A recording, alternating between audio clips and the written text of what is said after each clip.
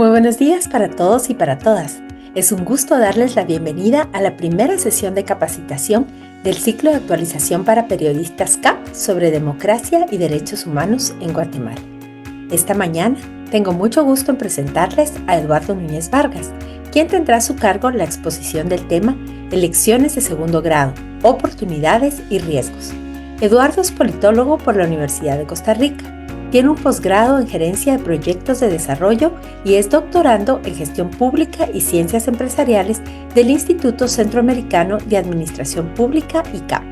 Ha sido consultor sobre partidos políticos del Programa de las Naciones Unidas para el Desarrollo, del Banco Interamericano de Desarrollo para la formulación de proyectos educativos, cívicos y políticos y de la Organización de los Estados Americanos en programas sobre democracia y gerencia política. Actualmente se desempeña como director residente del Instituto Nacional Demócrata para Asuntos Internacionales NDI, con sede en Guatemala, y también es director del programa regional de NDI para Centroamérica. Quisiera comentarles antes de iniciar que esta presentación la realiza Eduardo a título personal, como politólogo y analista, y que la misma no representa la postura de NDI. Eduardo, muy buenos días. Muchas gracias por acompañarnos en esta sesión de los ciclos CAP. Te dejo en el uso de la palabra. Un gusto verte y compartir nuevamente en este arranque de este ciclo de ciclos, ciclo de ciclos CAP, un nuevo ciclo de formación. Como habrás visto en el programa general que Marielos les ha propuesto y para el que ustedes han asumido el compromiso, la idea es que tengamos una primera conversación centrada fundamentalmente en un enfoque, digamos, comprensivo que pone énfasis sobre esta inédita situación histórica que se presenta en Guatemala en esta ocasión, que es una notable coincidencia de los procesos de renovación constitucionalmente establecidos, de lo que en democracia se conoce convencionalmente como órganos de control democrático, referente al sistema de justicia, a las cortes o contralorías de cuentas, por supuesto los tribunales electorales, el Ministerio Público, etcétera. Entonces, lo que voy a tratar es de hacer un planteamiento comprensivo sobre cuáles son los factores clave para entender lo que está en juego, cuáles son las oportunidades y los riesgos que se están enfrentando en esta coyuntura de las llamadas elecciones de segundo grado del 2026 y cuáles son los posibles escenarios hacia dónde puede evolucionar este ciclo 2026 de elecciones. Bien, la estructura de la exposición es la que ustedes pueden ver acá, un apretado análisis contextual, en primer lugar, una caracterización de los procesos electivos que se van a desarrollar durante el 2026, eh, un análisis sobre los factores determinantes que explican o condicionan estas elecciones, una identificación de oportunidades y de riesgos, un rápido repaso sobre lo que se está haciendo y lo que se puede hacer desde la perspectiva de actores no estatales, digamos, de actores de la sociedad civil en su dimensión más amplia, no solo ONG, sino también sector privado, movimientos sociales, medios de comunicación y la ciudadanía en su conjunto. Un breve enfoque sobre mapa de actores y finalmente escenarios. Pues la idea es hacer una exposición comprensiva ahorita al inicio y luego pues abrir un espacio para que podamos conversar a partir de sus preocupaciones o áreas específicas de interés. Bien, entremos en materia. Cuando hablamos de este proceso, de este 2026, estamos hablando fundamentalmente, como les decía, de una situación inédita. Por supuesto, cada 4 o 5 años se dan procesos de renovación de los órganos constitucionalmente establecidos en el país, desde las elecciones de las instituciones de la representación política, como la presidencia, los congresos y los consejos y alcaldías municipales, que es cada 4 años, hasta los órganos de elección indirecta, como son las cortes, tanto las del sistema propiamente de justicia, como de la Corte de Constitucionalidad y los órganos propiamente de control, como el Ministerio Público, la Contraloría, la Oficina del Procurador de los Derechos Humanos, etcétera. Lo que hace extraordinaria esta coyuntura es que en un solo año van a renovarse Tribunal Supremo Electoral, Corte de Constitucionalidad, Ministerio Público y Contraloría de Cuentas. Y en realidad en 8 meses, entre enero y el mes de agosto de este año. Entonces, entender cómo la densidad o la coincidencia de estas elecciones o de estas oportunidades de renovación eh, eh, se presentan y entender cómo van a influir en las elecciones de las instituciones de representación política que están previstas para junio y probablemente agosto, una eventual segunda vuelta del año entrante, resulta fundamental. Y resulta fundamental para saber cómo se puede influir para bien, resulta fundamental para saber cómo se puede cubrir o acompañar desde la perspectiva de medios de comunicación o de ustedes en su calidad de periodistas individualmente concebidos y concebidas. Entonces, esta confluencia de oportunidad y de riesgo que representa la coincidencia de elecciones, me parece a mí que está marcada por tres factores contextuales de carácter principal. Son como tres coordenadas que explican cómo nos ubicamos en el mapa de este proceso de renovación constitucional. La primera es que son una elección, son un conjunto de elecciones que se dan en un contexto caracterizado por lo que llamaríamos una polarización inducida que ha terminado decantándose por una suerte de bipolaridad en términos de visiones, lecturas y posicionamiento de los distintos actores con capacidad real de influencia y veto, o que aspiran a tener capacidad de influencia o capacidad de veto sobre los procesos de renovación constitucional y sobre los perfiles de las personas que aspiran a integrar los órganos de control democrático. Si ustedes se dan cuenta, los últimos aproximadamente 20 años de la realidad política y social guatemalteca han estado fundamentalmente marcados por dos grandes lecturas.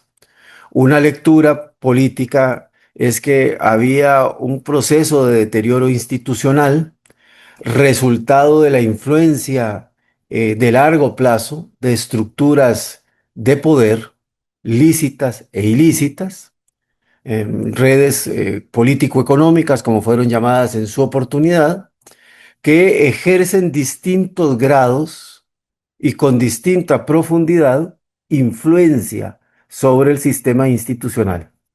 Llámese Congreso, llámese gobiernos locales, llámese Poder Ejecutivo Nacional o llámese cortes, órganos de control, órganos de supervisión.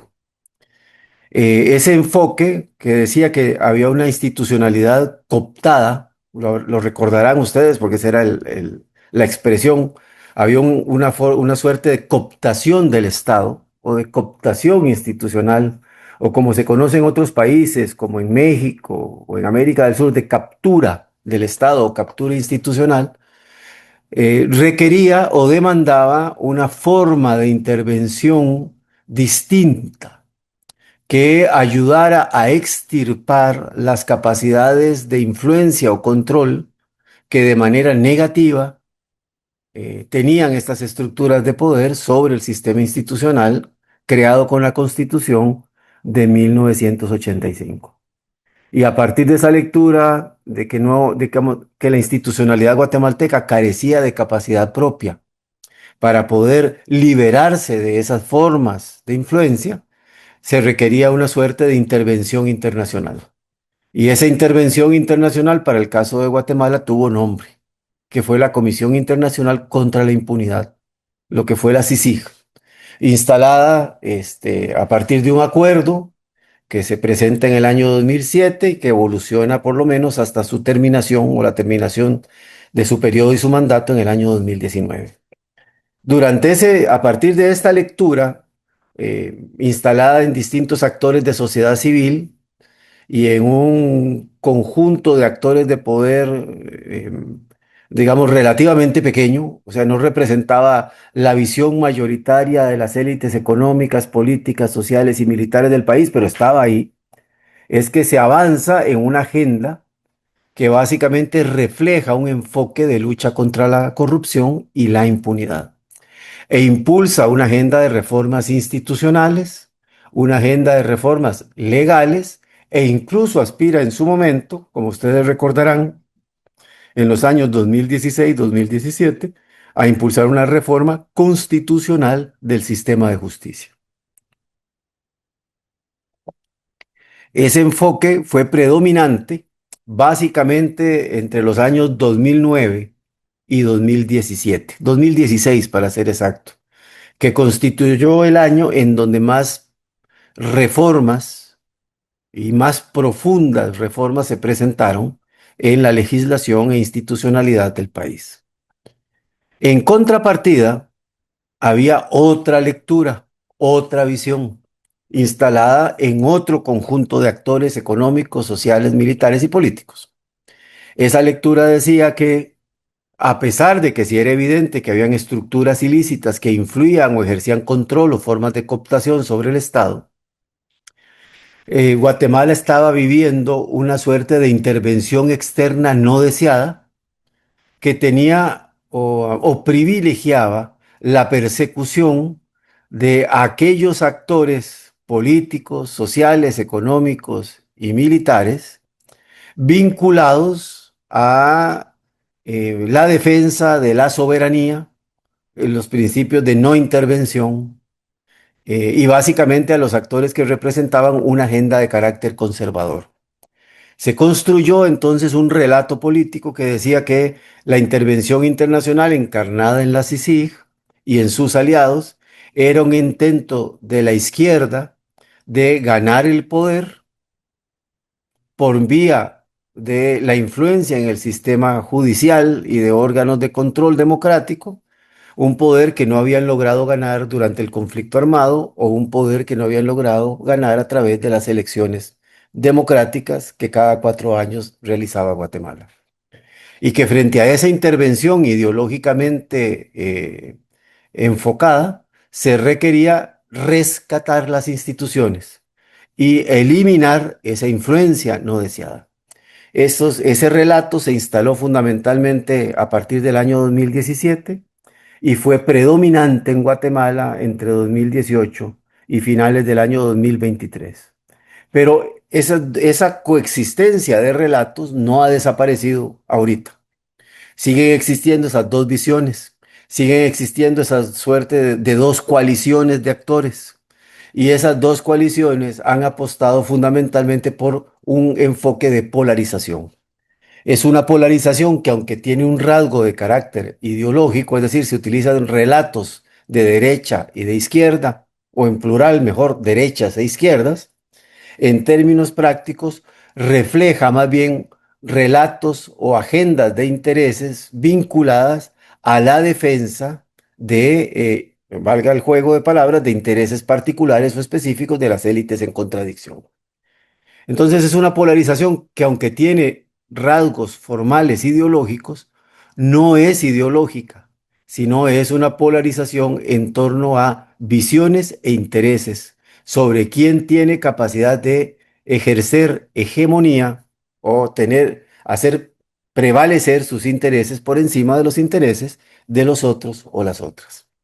Entonces, este proceso o este conjunto de procesos selectivos que tenemos en el 2026, de la misma manera que la renovación de la Corte Suprema de Justicia y las salas de apelaciones que se dio en el segundo semestre del 2024, está marcado por esta tendencia, por esta bipolaridad, que es una bipolaridad heredada de los aproximadamente 20 años previos y que genera una polarización inducida, en donde para un acto, para unos actores o para los otros, este ciclo electivo tiene carácter existencial.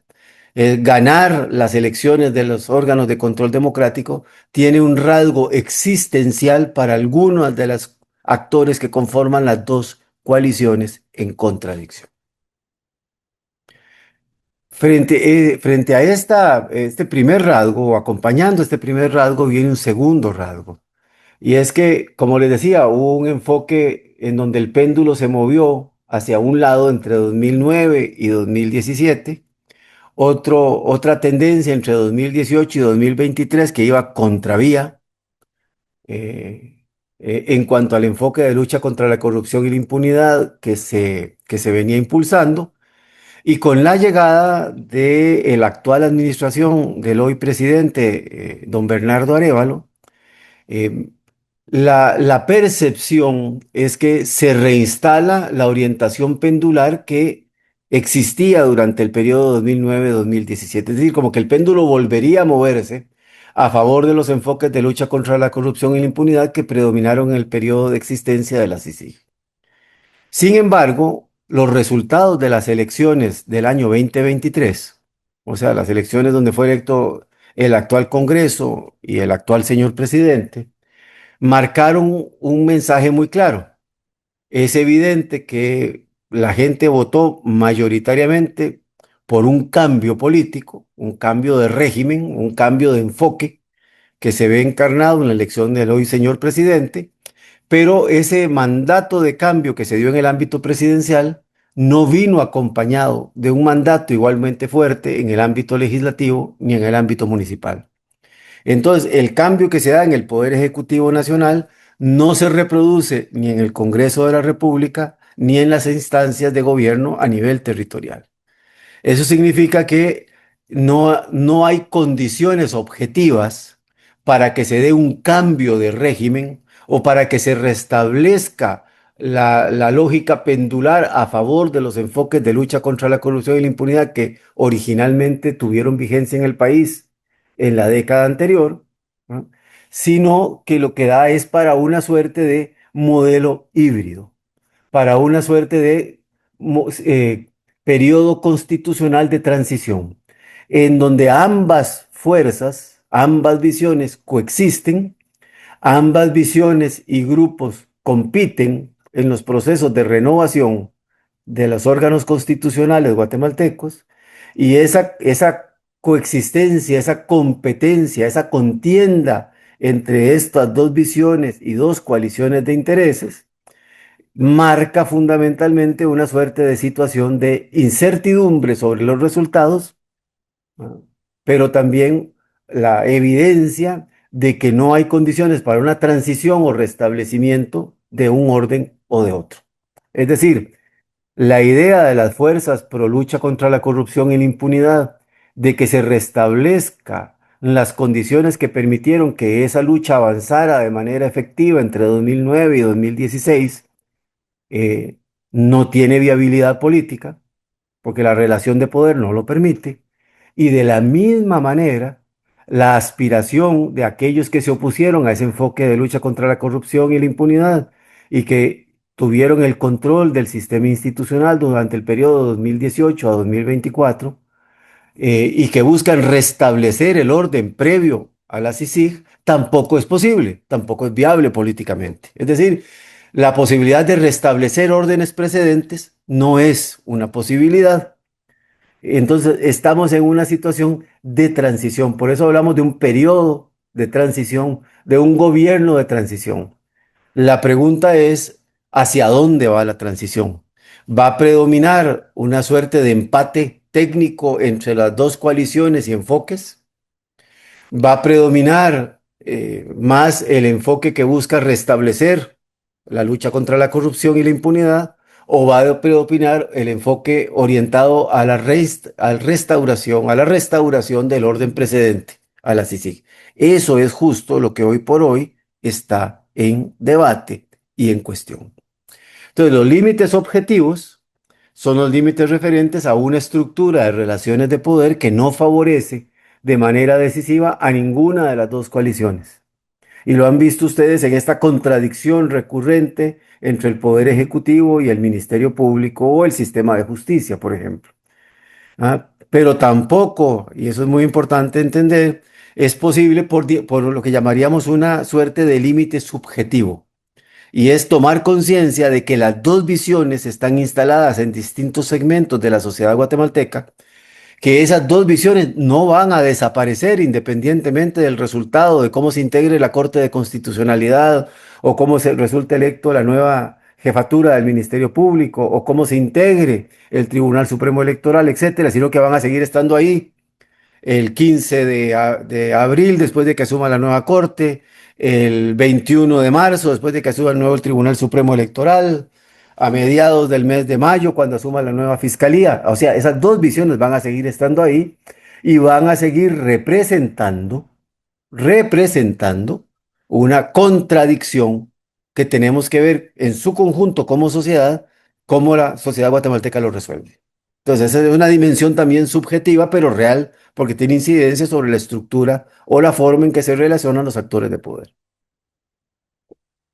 Y el tercer elemento es que estas elecciones se dan en una situación que podríamos denominar en el contexto de un sistema internacional marcadamente frágil, en donde las reglas del orden internacional que surgieron después de la Segunda Posguerra Mundial, o sea, a partir de la creación del sistema de las Naciones Unidas, están hoy debilitadas si ustedes quieren, en al menos tres dimensiones. La dimensión formal de la institucionalidad, en donde hay un cuestionamiento a la efectividad de las instituciones del sistema internacional en todo el espectro, desde las instituciones políticas como la OEA en el sistema interamericano o la Organización de las Naciones Unidas en el sistema global, hasta también las instituciones financieras internacionales como el Fondo Monetario Internacional, el Banco Mundial o los bancos regionales del hemisferio como el BID o la Corporación Andina de Fomento o el Banco Centroamericano de Integración Económica. O sea, hay una evidencia en donde las instituciones formales del sistema internacional han perdido efectividad en el cumplimiento de sus funciones. El segundo rasgo es que hay un debilitamiento también simbólico en torno a las agendas, a los valores, a los principios que orientaban e inspiraban este sistema internacional y que en los últimos años se vieron reflejados en los objetivos de desarrollo sostenible. Ustedes habrán escuchado que tanto a nivel del país en Guatemala como a nivel de otros países más desarrollados en los Estados Unidos, en Canadá, en Europa, como a nivel, digamos, del sistema internacional, hay cada vez más debate sobre si la Agenda de Desarrollo Sostenible tiene una orientación ideológica específica que entra en tensión con la visión política que predomina en algunos de los países que formalmente integran ese sistema. O sea, los acuerdos sobre democracia, derechos humanos y desarrollo humano que habíamos conseguido construir a lo largo de 50, 60, 70 años, están hoy sometidos a cuestionamiento. No significa que hayan perdido validez, solo subrayo que son objeto de debate. Y ese debate muestra que hay cada vez menos acuerdo, o que los acuerdos mayoritarios no están incluyendo de manera sustantiva a aquellos países con mayor poder, ya sea político, militar o económico. Y el tercer rasgo, que no es un rasgo también menor, tiene que ver con la pérdida de acuerdos en este sistema internacional, de la idea de que debe de prevalecer un principio de convivencia pacífica basado en el derecho y el orden internacional, esa visión que cede su lugar a la preeminencia de lo que hoy se llama el resurgimiento de la geopolítica. Y la geopolítica básicamente refiere a cómo las distintas potencias ejercen control geográfico sobre áreas de influencia. Y esa prevalencia del enfoque geopolítico que ustedes lo ven, por ejemplo, en el planteamiento o el diseño de la nueva ruta de la seda que en su momento estructuró China, en la lectura geopolítica que orienta a la Federación Rusa y que la llevó, por ejemplo, a invadir y establecer una operación militar en Ucrania, o los mensajes que ha presentado la nueva administración del gobierno de los Estados Unidos bajo el liderazgo del actual presidente, don Donald Trump, en donde busca, digamos, ejercer influencia en el hemisferio occidental, es decir, en las Américas, responde a esa lectura de crear, reforzar y controlar áreas de influencia por potencias, buscando neutralizar la influencia de actores extrarregionales en esas zonas de influencia en donde esas potencias ejercen su poder. Entonces, esos tres elementos hacen que el sistema internacional pierda efectividad. ¿Para qué? Para ayudar a los países a superar condiciones internas que demanden acompañamiento internacional. Tengo que decir que para el caso de Guatemala hay una diferencia. Eh, Guatemala durante el 2023, 2024, 25 y lo que va del 26 ha concitado un grado de consenso inesperado y no repetido en el sistema internacional en términos de cómo apoyar el fortalecimiento de la democracia, el fortalecimiento de la gobernabilidad y la recuperación de las instituciones. Es decir, aquí ha habido coincidencia de Estados Unidos y la Unión Europea, de Canadá y de los países latinoamericanos. Ha habido coincidencia de la OEA y de la Organización de las Naciones Unidas. Ha habido misiones especiales para los distintos tipos de proceso electoral, tanto de la OEA como de la Unión Europea, o de expertos independientes de sociedad civil. Me explico, ha habido un notable acompañamiento y un notable consenso que no se ve reflejado de igual manera en otros países. Cuando vemos lo que pasó recientemente en Honduras o lo que pasó recientemente en El Salvador, lo que está pasando en México, lo que está pasando en el Perú, con la destitución de 6 o 7 presidentes en los últimos 10 años, etcétera. Es decir, eh, a pesar de que del debilitamiento del sistema internacional, debo decir que para el caso de Guatemala se ha logrado mantener un grado importante de consenso en cómo ese sistema internacional acompaña a los actores guatemaltecos comprometidos con la defensa de la democracia y el establecimiento de un orden constitucional válido. Estos elementos contextuales son los que determinan las elecciones que vamos a tener, que son básicamente en este primer semestre la elección del Tribunal Supremo Electoral, que ustedes saben que ya agotó la fase de selección realizada por la Comisión de Postulación, la cual ya entregó los 20 nombres preseleccionados, de los cuales el Congreso de la República tendrá que elegir antes del 20 de marzo 5 magistrados y magistradas titulares y 5 magistrados y magistradas suplentes.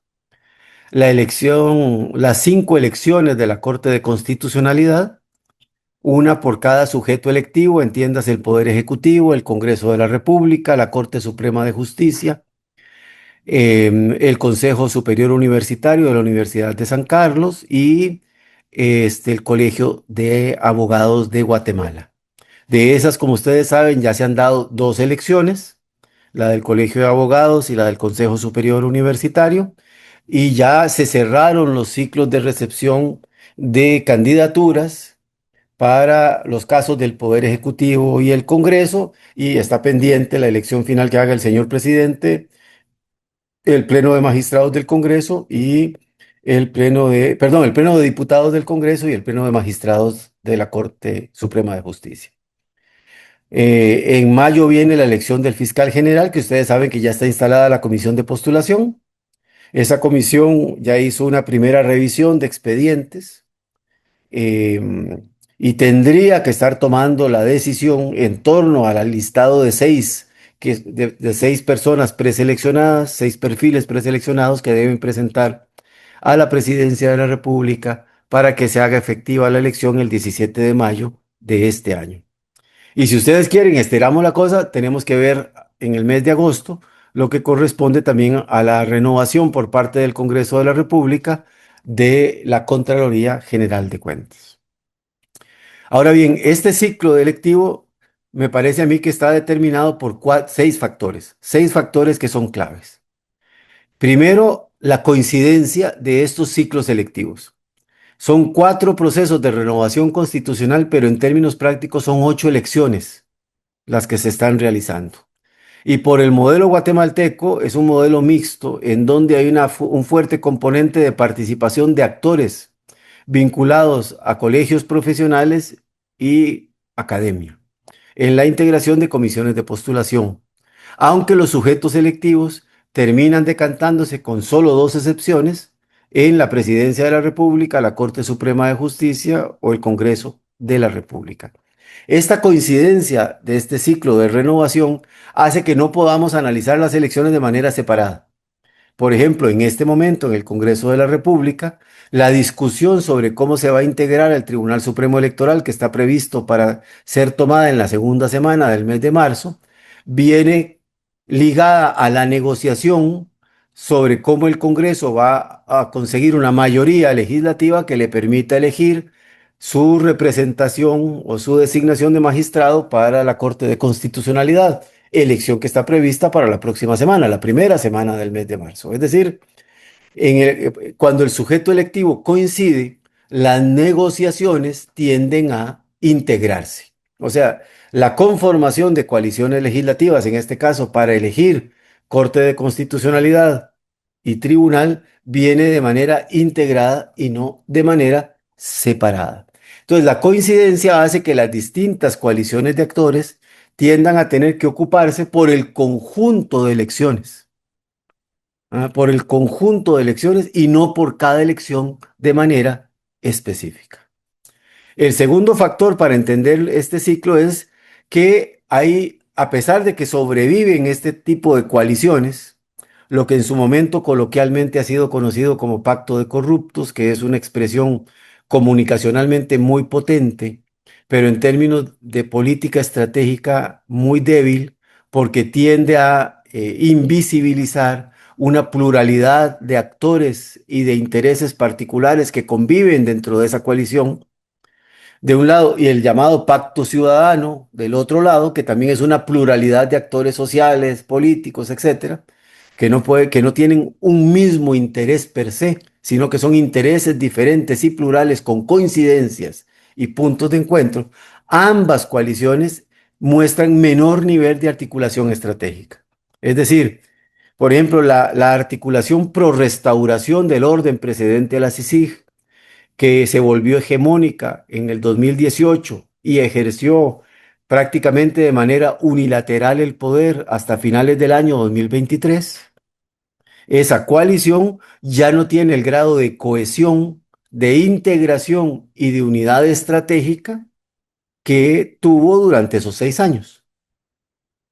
Pero también los actores que propugnan por el restablecimiento de la lucha contra la corrupción y la impunidad carecen de ese mismo grado de unidad estratégica y ese mismo grado de articulación para ejercer influencia sobre los sujetos que hacen la selección, comisiones de postulación, y sobre los sujetos que hacen la elección, las instituciones de representación política. Esa menor articulación hace y unidad estratégica hace que estas elecciones sean menos predecibles. No pareciera que vaya a haber un enfoque que per se gane.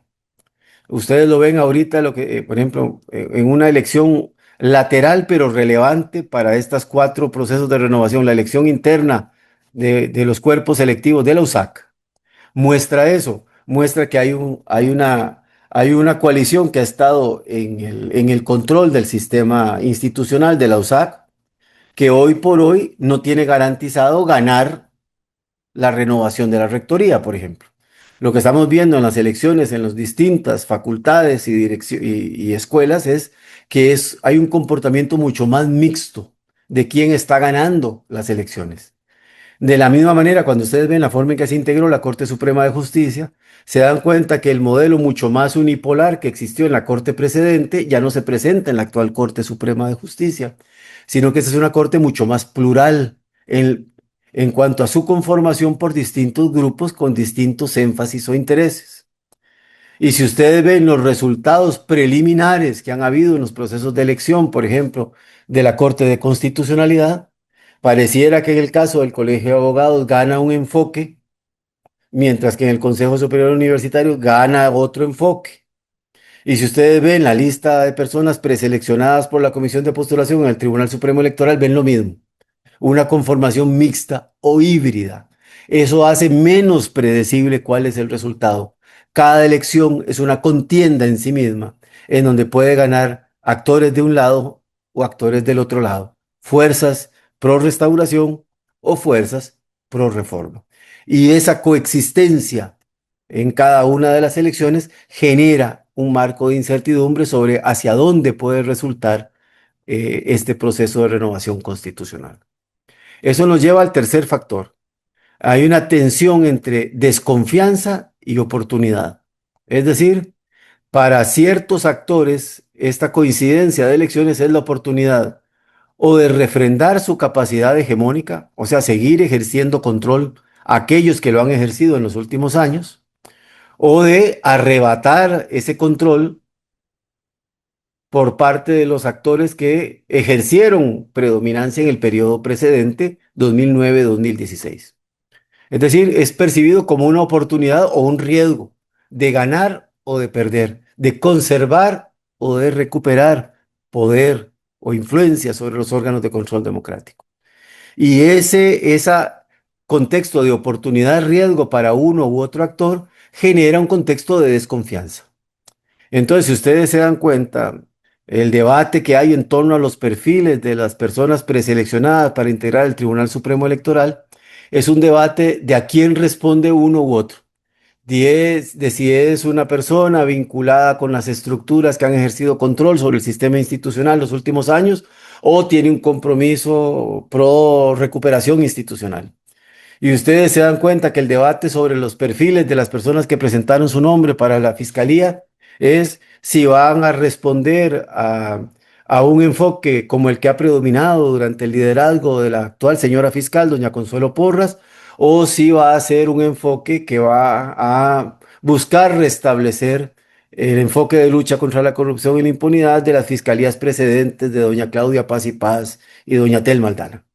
En el fondo, esa lectura bipolar genera desconfianza y esa desconfianza genera entonces una lógica de cancelación, es una suerte de batalla en donde actores de un lado y del otro buscan calificar o descalificar a determinados candidatas y candidatos.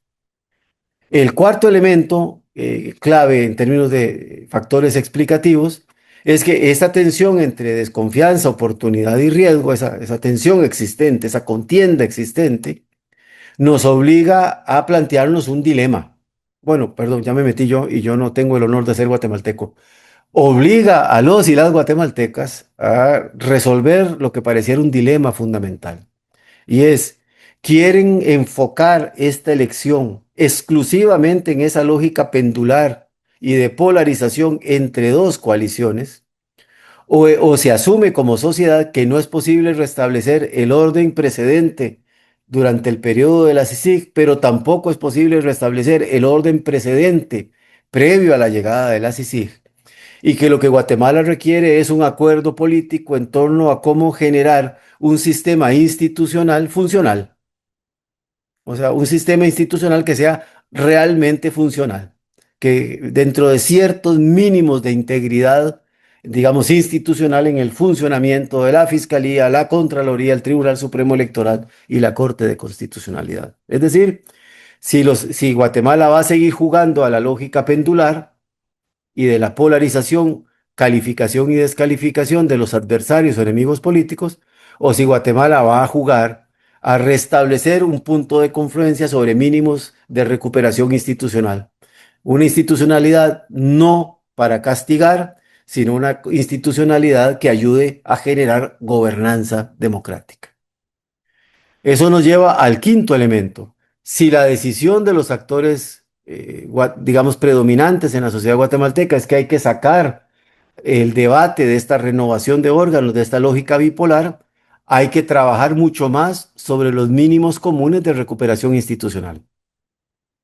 Si la idea no es integrar los órganos para castigar o perseguir o para excluir, sino para garantizar gobernanza democrática, debido proceso, Estado de Derecho, respeto de los derechos humanos, etcétera. O sea, todo lo que es, digamos, convencional al funcionamiento de un régimen democrático.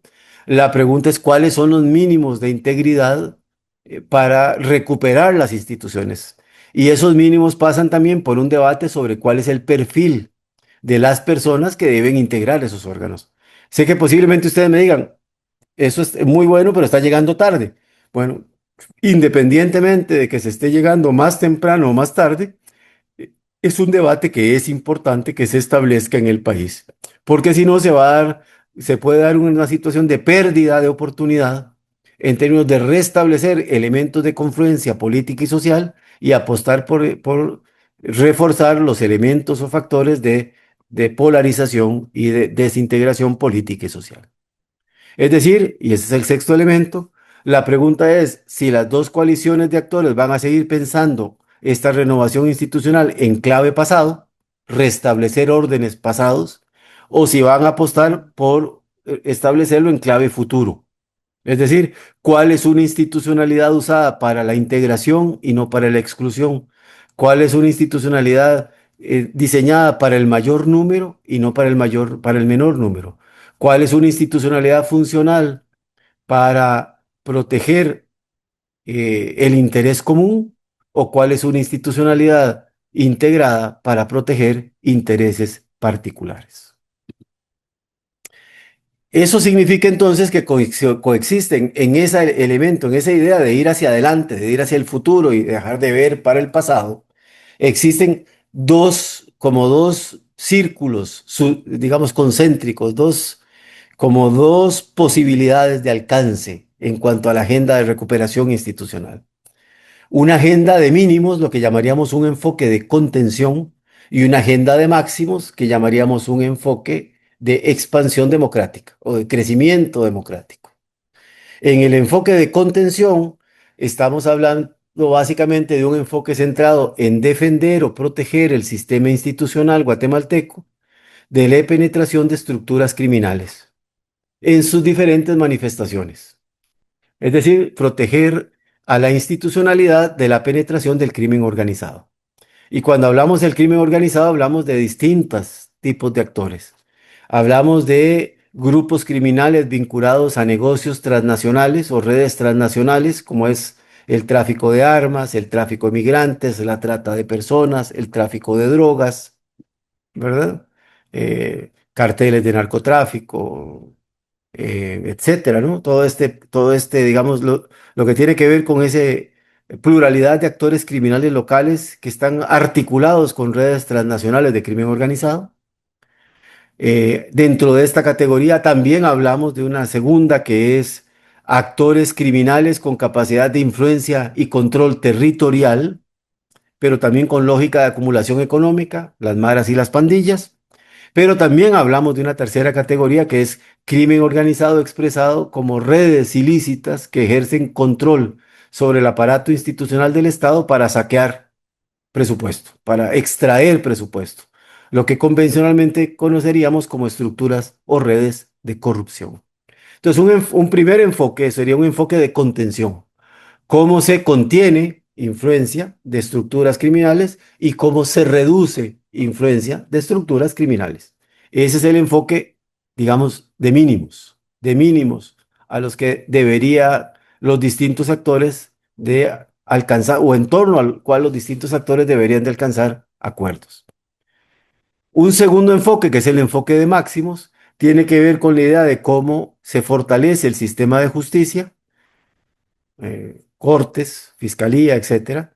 Cómo se fortalece el régimen electoral, Tribunal Supremo Electoral y de partidos políticos. Cómo se fortalecen los órganos de control democrático, como el Ministerio Público, Contraloría de Cuentas, etcétera, para garantizar su autonomía, es decir, generar balance de poderes y garantizar efectividad institucional. Es decir, que cumplan sus funciones y sean efectivos. Este es un enfoque de expansión democrática, es un enfoque de máximos. De lo que yo he escuchado hablando con múltiples actores en Guatemala, hay más consenso en torno al primer enfoque que al segundo. No porque la gente no esté hablando de fortalecer la institucionalidad democrática en Guatemala, sino porque hay mayor grado de diferencia de visiones sobre qué significa recuperar y fortalecer la democracia y las instituciones democráticas en Guatemala. Pero hay más claridad sobre qué significa reducir influencia criminal. Entonces hay más consenso en el enfoque de contención que en el enfoque de expansión. La buena noticia, si ustedes quieren, es que no es posible un enfoque de expansión democrática, el de máximos, si no logramos un enfoque de contención de influencia criminal, el de mínimos. Es decir, el primer subsistema es un subsistema que forma parte inevitablemente de la agenda de recuperación o construcción democrática de máximos que está en el segundo. Entonces, las oportunidades giran en torno a cómo extendemos los acuerdos de mínimos para llevarlo de un enfoque de contención a un enfoque de expansión democrática. Eso significa entonces que si logramos esos acuerdos, la renovación constitucional de órganos democráticos se daría bajo un principio de inclusión y no de exclusión. ¿A qué me refiero? Si ustedes se dan cuenta, el sistema institucional, llámese el Ministerio Público, la Contraloría General de Cuentas, la Corte de Constitucionalidad, la Corte Suprema de Justicia, las salas de apelaciones, el mismo Tribunal Supremo Electoral, si ustedes ven las elecciones del 2023, por ejemplo, fueron utilizados como instrumentos para excluir. Se excluyeron distintos candidatos, distintos proyectos, etcétera. Se utilizaba el sistema institucional con un enfoque de exclusión. ¿A quién se excluía? Al que se consideraba diferente. ¿A quién se excluía? Al que se consideraba adversario o peor aún, al que se consideraba enemigo político. Entonces, hay una oportunidad que existe es crear un sistema institucional que no excluya, sino que incluye, ¿no? Que no excluye en función de rechazar la diferencia, sino que acepta la diferencia como una condición democrática natural en el país. El segundo elemento es instituciones que recuperen su perfil profesional y que no se integren con base en afinidades ideológicas o de intereses. Si ustedes se dan cuenta, la lógica de las distintas coaliciones a lo largo del tiempo ha sido que las instituciones estén integradas por personas que responden predominantemente a un enfoque o a determinados intereses de carácter específico. Y eso ha castigado el desarrollo, digamos, institucional en términos de profesionalización de las instituciones de control democrático, de los órganos de control democrático. Hay que volver a la idea de que hay que identificar perfiles basados en competencias más que en afinidades, en idoneidad, aunque sé que es una expresión muy debatida por la subjetividad que entraña qué es ser idóneo y qué no es ser idóneo en el contexto de cómo se han comportado las comisiones de postulación, pero sería volver a la idea de instituciones integradas de manera idónea y no por afinidad ideológica o de interés o por amistad o por interés de influencia de un actor o sujeto electivo. Y el tercer elemento es que sean instituciones que aporten certeza y no discrecionalidad. O sea, que haya una suerte de predictibilidad mínima en la forma en que las distintas instituciones ejercen sus funciones estratégicas. Es decir, que haya una suerte de enfoque estandarizado de aplicación de la persecución penal en el Ministerio Público, que haya un enfoque razonablemente estandarizado de emisión de resoluciones constitucionales en la Corte de Constitucionalidad, que haya consistencia y un cierto grado de estandarización en la forma en que se realizan los procesos de fiscalización e investigación que lleva adelante y auditoría que lleva adelante la Contraloría General de Cuentas, que haya un enfoque razonablemente estandarizado y establecido de cómo el Tribunal Supremo Electoral resuelve las diferencias electorales entre los grupos en contienda y garantiza unas elecciones creíbles e íntegras en el 2027. ¿Me explico? Instituciones que aportan certeza y reducen discrecionalidad, con lo cual entonces se evita que sean utilizadas para la exclusión y en la medida que aporten certeza y no discrecionalidad, que sean más profesionales, van a ser instituciones además que generan confianza en los distintos actores de poder, pero también en la ciudadanía. Estas oportunidades que están ahí, si los actores guatemaltecos consiguen un acuerdo político de mínimos, conviven con una serie de riesgos. Riesgos que van desde el incumplimiento de los plazos constitucionales de renovación. No tengo que abundar en esto, pero les recuerdo la situación de la Corte Suprema de Justicia, que no fue renovada hasta el 2024 cuando correspondía hacer su renovación en el año 2021. O sea, una extensión no deseada de los plazos de vigencia de los mandatos constitucionales de los cargos que actualmente integran los órganos de control. Hasta ahora pareciera que hay una disposición consciente de todos los actores de cumplir con los ciclos constitucionales. Eh, por ejemplo, el Congreso va a elegir antes del 20 de marzo el tribunal, los sujetos electivos van a elegir antes del 14 de abril el, eh, la Corte de Constitucionalidad, y pareciera que la Comisión de Postulación del Ministerio Público también va a cumplir con el plazo del 17 de mayo. Sin embargo, como digo, hay antecedentes en otros procesos electivos en donde esos plazos constitucionales no se cumplen.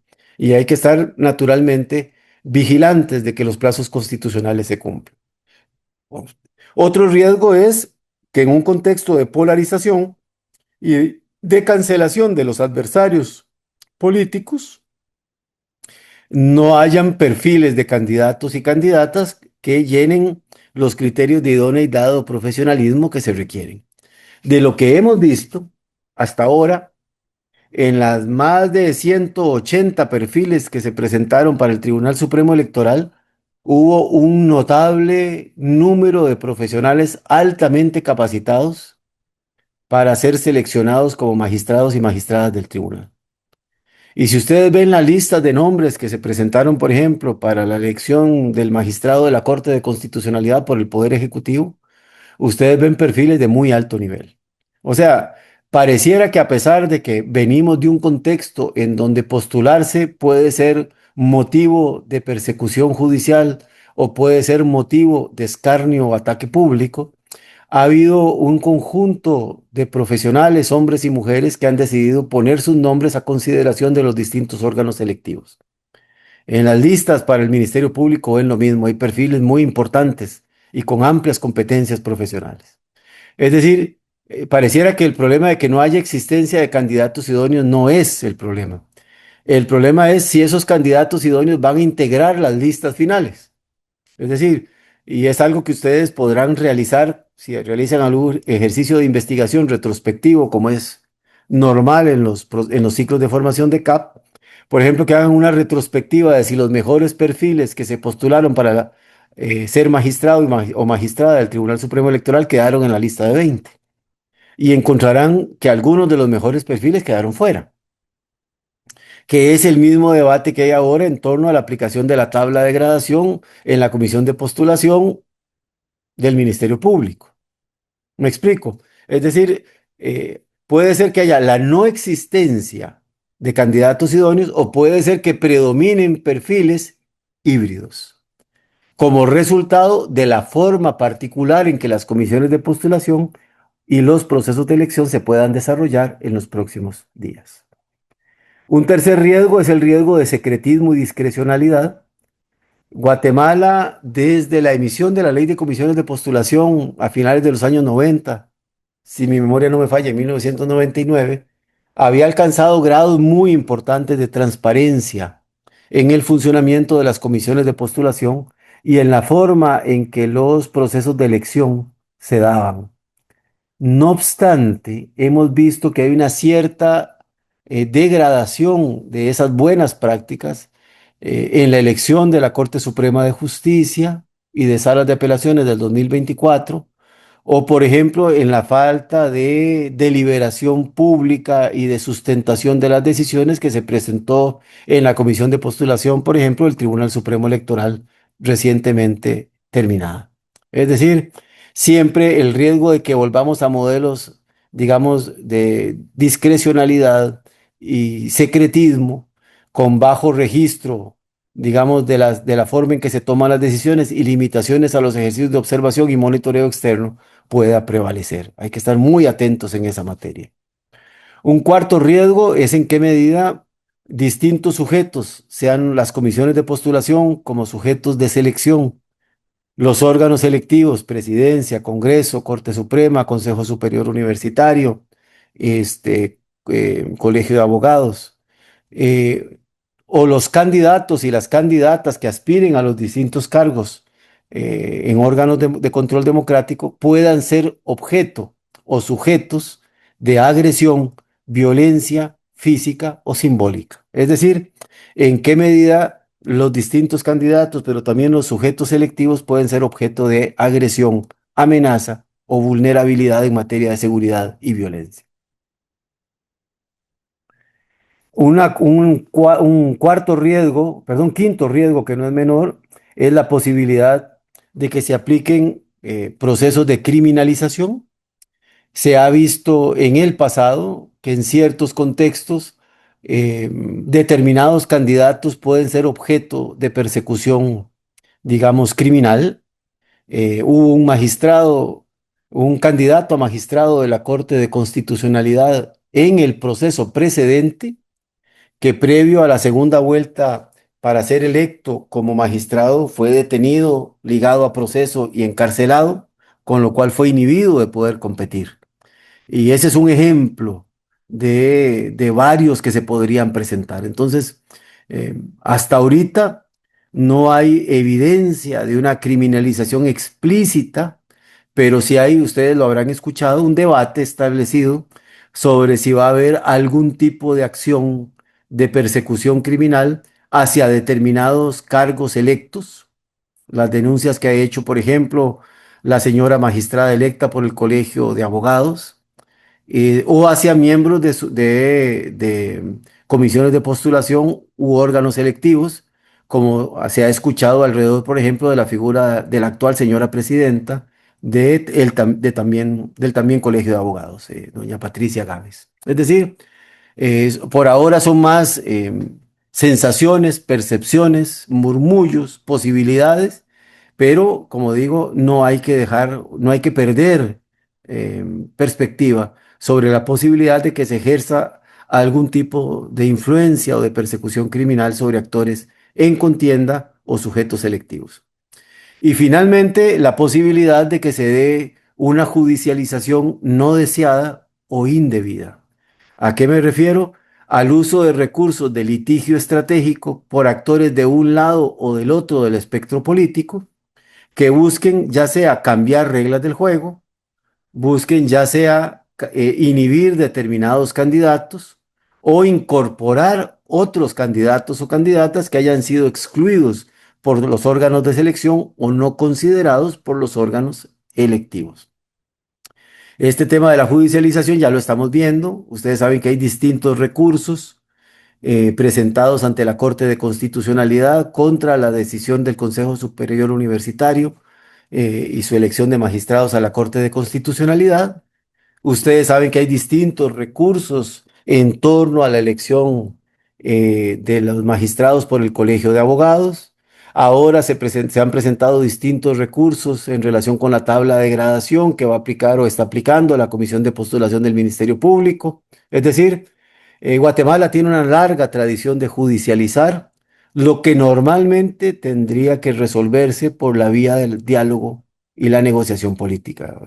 Y eso lo vimos también en las elecciones del 2023, en donde el uso del sistema institucional y particularmente del sistema de justicia se utilizó para excluir o incluir candidaturas o para cuestionar o reforzar resultados electorales. Estos riesgos están presentes con distinto grado de profundidad, pero son riesgos sobre los cuales hay que tener un ojo muy atento desde la perspectiva tanto de actores de sociedad civil que hacen observación como desde la perspectiva de medios de comunicación. Ahora bien, frente a esto, ¿qué se puede hacer y qué se está haciendo? Y básicamente lo que tenemos es ejercicios de observación sistemática y basada en evidencia de los procesos de selección que realizan las comisiones de postulación, incluyendo los procesos previos que se dieron en USAC y Colegio de Abogados, las elecciones internas, los procesos de convocatoria de los órganos responsables que se den en tiempo, el trabajo práctico de las comisiones de postulación y la forma práctica en que se desarrollan los procesos de postulación también que realizan los órganos electivos en la Corte de Constitucionalidad, Presidencia, Congreso, Corte Suprema, Consejo Superior Universitario y Colegio de Abogados. Esos ejercicios de observación sistemática tienen actores largamente establecidos, como el Movimiento Pro Justicia, actores de más reciente creación, aunque ya con más de 10, 15 años, como la Alianza por las Reformas, o actores, organizaciones específicas como Guatemala Visible, que desde hace mucho tiempo realizan ejercicios de monitoreo sistemático de cómo se desarrollan estos procesos de selección y elección. Y esa observación luego alcanza a la elección propiamente dicha. Estas mismas organizaciones están trabajando en el Congreso de la República para ver cómo se construyen los acuerdos en torno a la magistratura de la Corte de Constitucionalidad o el Tribunal Supremo Electoral. Están observando cómo la presidencia va a aplicar y qué criterios va a aplicar para seleccionar el perfil que le corresponde elegir. Lo mismo en la Corte, etcétera. O sea, una primera cosa que se puede hacer y se está haciendo es observación sistemática y basada en evidencia. Una segunda gran categoría de acción es lo que llamamos incidencia política. Y en incidencia política tenemos distintos tipos de acción. Lo que es el ejercicio de influencia propiamente dicha sobre las comisiones de postulación y sobre los órganos de elección, para tratar de que consideren determinados perfiles o acuerden determinadas reglas. O sea, incidencia política convencional sobre las reglas del juego de las comisiones de postulación y los órganos electivos y sobre perfiles. También hay incidencia en términos de promoción. Hay organizaciones y actores económicos, sociales y políticos que están promoviendo candidaturas, fomentando que personas con determinados perfiles apliquen a los distintos cargos. Pero también hay organizaciones que están presentando lo que convencionalmente en Guatemala se llaman tachas. Es decir, realizan procesos de depuración de candidaturas, lo que en otros países se conoce como un proceso de veto, el vetting process. Entonces, una línea de incidencia es la promoción y depuración de perfiles de personas que aspiran a integrar los órganos de control democrático. Una tercera línea de incidencia es la promoción de la información y deliberación pública. Ustedes habrán visto que distintas coaliciones realizan campañas de información, Alianza por las Reformas, el CACIF, por ejemplo, está haciendo campañas informativas sobre cuál es el perfil idóneo de magistrados del tribunal o cuál es el perfil idóneo de magistrados de la Corte de Constitucionalidad, etcétera. Básicamente, esta línea de trabajo lo que busca es que las elecciones de segundo grado, en donde la gente no participa, el ciudadano no participa de manera directa, conciten mayor atención pública, en el entendido de que mayor atención pública puede terminar decantándose por una demanda de mayor transparencia. Y esa demanda de mayor transparencia ayuda a generar más luz y claridad sobre la forma en que se seleccionan y eligen los cargos que van a integrar los órganos de control democrático. Una cuarta línea de incidencia es lo que se llama litigio estratégico. Es cómo en determinados momentos se utilizan recursos judiciales para tratar de influir, ya sea en las reglas del juego, o sea, los reglamentos o tablas de gradación, por ejemplo, de las comisiones de postulación, o para promover o inhibir determinadas candidaturas. Los recursos que se presentaron contra la aplicación de la tabla de gradación, por ejemplo, de la Comisión de Postulación del Ministerio Público es litigio estratégico. Los recursos presentados en relación con la elección que hizo el Consejo Superior Universitario es litigio estratégico. O sea, es el uso de recursos judiciales con buenas y en ciertas ocasiones, tristemente hay que decirlo, con malas también intención para afectar o promover determinados perfiles que han sido incorporados o excluidos por los órganos de selección y elección. Y finalmente, otra forma de incidencia es la movilización social. Sé que ya no tenemos las grandes movilizaciones del 2015, 2016 hasta 2017, pero sí ha habido movilizaciones de carácter estratégica. Son organizaciones de base territorial como autoridades ancestrales, movimientos sociales, que realizan incidencias sobre sujetos selectivos o órganos selectivos. Por ejemplo, en qué medida las organizaciones sociales pueden influir sobre diputados departamentales para exigir cómo eh, establecen los criterios para elegir o no elegir magistrados del Tribunal Supremo Electoral o magistrados de la Corte de Constitucionalidad. ¿Me explico? La movilización proactiva para promover determinadas condiciones o disuasiva para inhibir determinadas prácticas de actores de poder. Eso nos lleva entonces a la necesidad de entender que estas acciones de la sociedad civil en sus distintas expresiones conviven con un mapa de actores e intereses que es mucho más complejo. En estos procesos de elección conviven poderes fácticos, lícitos e ilícitos, conviven actores con intereses particulares, pero sin capacidad hegemónica, no son poderes fácticos. Consideren los llamados operadores o intermediarios, de los brokers, los que hacen el alineamiento entre personas que aspiran a integrar cargos e intereses particulares de poderes fácticos o actores que son portadores de esos intereses, actores sociales con intereses de ejercer influencia, movimientos sociales, organizaciones, autoridades ancestrales, etcétera, la dinámica de conformación o alineamiento interno en las comisiones de postulación o las alianzas internas en los órganos colegiados como la Corte Suprema de Justicia o el Congreso de la República, y por supuesto los actores internacionales, que para el caso específico de las elecciones del 2026, de este año, están reflejados en cuatro grandes actores: la misión de acompañamiento internacional de la Unión Europea, la misión de observación de la Organización de los Estados Americanos, el grupo de expertos independientes promovido por la sociedad civil internacional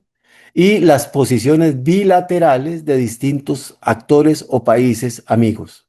Es decir, el papel que pueda jugar bilateralmente, por ejemplo, los Estados Unidos, o el papel que pueda jugar bilateralmente la Unión Europea, por ejemplo, en materia de sanciones, o en materia de recomendaciones, o en materia de comunicados públicos. Es decir, cómo los distintos actores internacionales, vía informes o acciones más contundentes, pueden ayudar a configurar las reglas del juego del proceso de selección y elección, o a configurar las decisiones finales sobre quienes integran o no los órganos de control democrático. Y en torno a esto, entonces, es muy importante poner el foco en las coaliciones. Esas coaliciones siempre son coaliciones de intereses. Si ustedes ven, por ejemplo, la integración de la Corte Suprema de Justicia en el año 2024, Corte Suprema y salas de apelaciones, ustedes se dan cuenta que en el Congreso de la República prevaleció la idea de que todos los partidos que integran, o grupos parlamentarios que integran el Congreso, pudieran sentir que de alguna manera quedaban representados en la integración de esas salas de apelación y la Corte Suprema. Es decir, el criterio fue de sumar y distribuir cuotas en relación con los distintos intereses que conforman el Parlamento y los grupos que influyen sobre el Parlamento. La pregunta es, ¿ese tipo de espíritu prevalece ahora? ¿Cómo se van a integrar las coaliciones, por ejemplo, en el Congreso para elegir Tribunal Supremo Electoral, que requiere mayoría calificada, 107 votos? ¿O las mismas coaliciones que van a integrar el Tribunal Supremo Electoral va a elegir los magistrados representantes en la Corte de Constitucionalidad, para lo cual se requiere mayoría simple, 81 votos? ¿Cómo los actores externos con capacidad o poder de veto o de influencia van a influir en la conformación de esas coaliciones, etcétera? Es un poco poner el ojo sobre cómo las coaliciones, de manera explícita o implícita, van construyendo los acuerdos en torno a a la forma en que estos órganos van a quedar finalmente integrados. Y a partir de todo este mapa, y con esto ya voy cerrando, bueno, ¿cuáles son los escenarios susceptibles de desarrollo? Y básicamente hay cuatro escenarios. Un escenario es que la coalición de actores e intereses que ha controlado o ejercido mayor grado de influencia sobre el sistema institucional, particularmente en el sistema de justicia y de órganos de control democrático, conserve su poder. Es decir, que no haya una modificación sustantiva en la conformación de los órganos de poder, no en cuanto a nombres, que los nombres van a cambiar, sino en cuanto a los actores que ejercen mayor influencia sobre las personas que integran los órganos de control democrático. Es decir, que los que hoy controlan o ejercen mayor control sobre el sistema de justicia conserven su influencia, o los que hoy ejercen mayor influencia sobre el Ministerio Público, sobre la Contraloría de Cuentas, etcétera, conserven esa es una posibilidad, ese es un escenario posible. ¿Qué estamos viendo hasta ahora? Que no pareciera que sea el escenario más factible. El listado de nombres del Tribunal Supremo Electoral es bastante mixto. Los resultados de las elecciones hasta ahora realizadas en la Corte de Constitucionalidad también es mixto. Entonces, está por verse, pero no pareciera que los primeros indicios muestren que este es un escenario altamente probable. El segundo escenario es que hay un cambio de tendencia bajo un enfoque pendular y entonces ganen estas elecciones aquellos actores que prevalecieron en el proceso precedente durante el periodo de la CICIG y que la gente hoy percibe como que sería una institucionalidad con afinidad con el actual gobierno del presidente Arévalo. Eh, Otra vez, lo que estamos viendo en este momento es que el modelo, digamos, la contienda está muy equilibrada entre los distintos coaliciones y actores, pero no se puede descartar que pudiera decantarse por un escenario de este tipo.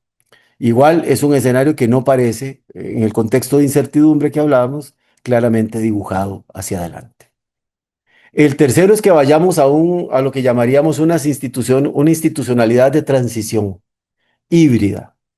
Es decir, que quede una institucionalidad que ya no responde orgánicamente a ninguno de los dos enfoques, sino que se da una suerte de empate, digamos, de empate político, de empate técnico entre ambos enfoques. Y entonces los órganos se mueven, digamos, hacia el centro. Separa parcialmente el enfoque pendular entre un extremo y el otro, y es una institucionalidad que se basa en ciertos mínimos, pero se mueve hacia el centro. Es una institucionalidad híbrida, en el sentido de que quedan representados actores de los distintos enfoques eh, en contradicción. Eh, Eso es lo que hoy por hoy pareciera que pudiera predominar en este ciclo electivo. Y el último escenario es que sacando el debate del modelo pendular que ya les describí, hubiera un acuerdo de mínimos de integridad institucional y eso permita que las instituciones que sean electas este año restablezcan, digamos, una agenda de reforma y modernización institucional para refuncionalizar el sistema institucional en una lógica del interés compartido y no del interés particular. Es decir, no es quedarnos en el modelo híbrido, aunque es probable que el modelo híbrido, o sea, una integración híbrida sea la que predomine, sino que a partir del reconocimiento de que las dos visiones van a seguir existiendo, esas dos visiones confluyan en un mínimo de recuperación institucional de futuro, para que se restablezca en Guatemala una agenda de reforma institucional como la que, por ejemplo, se alcanzó en Guatemala en el 2009 en materia de seguridad, cuando se crea el Sistema Nacional de Seguridad. En el 2009, cuando se crea el Sistema Nacional de Seguridad, se estructura una agenda de reforma a las instituciones y órganos de seguridad que abarcó 3 gobiernos diferentes. El de Colón, el de Pérez Molina y la primera parte del gobierno del presidente Jimmy Morales. Entonces, ese elemento, digamos, esa posibilidad de acuerdos de mínimos que generen progreso en el mediano plazo, debería de ser una aspiración concurrente para una parte importante de los actores democráticos en Guatemala. Estos escenarios no se dan en el vacío, no es que haya un escenario más viable que otro, porque la viabilidad no se da en el vacío, la viabilidad política se construye y la pregunta es entonces en función de qué están actuando los distintos actores. En función de reproducir la estructura de poder actual, en función de cambiar la orientación del péndulo, en función de coexistir sin cambiar reglas o en función de coexistir pero estructurando una agenda de reforma institucional que genere una institucionalidad funcional hacia el futuro. Eso es lo que tenía para compartir con ustedes la mañana de hoy y bueno, por supuesto, quedo a su disposición para preguntas, comentarios. Igual me encantaría escucharles si tienen visiones diferentes, que son siempre bienvenidas porque su opinión siempre importa para aprender. Muchas gracias. Muchas gracias a Eduardo Núñez Vargas por habernos acompañado en esta primera sesión del ciclo de actualización para periodistas CAP sobre democracia y derechos humanos en Guatemala.